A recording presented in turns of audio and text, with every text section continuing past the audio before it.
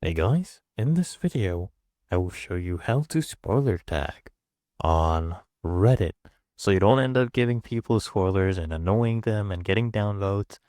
So, for example, let's say I comment on this one right here. Okay, I want to leave a comment. So what you do is you just write out your comment. I don't like giving spoilers, for example, right? And then you just click on this.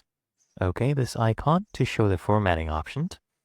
And then you just go ahead and highlight whatever you wanted to give a spoiler tag for. Let's say it's this text right here. Okay, of course you can highlight the whole thing, but I will just do this part. You just come here and click on spoiler. There we go. And this is what it will show up as. And then you can go ahead and click on comment.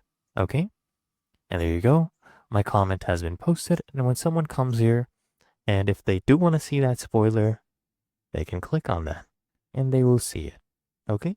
And it's really that easy and simple.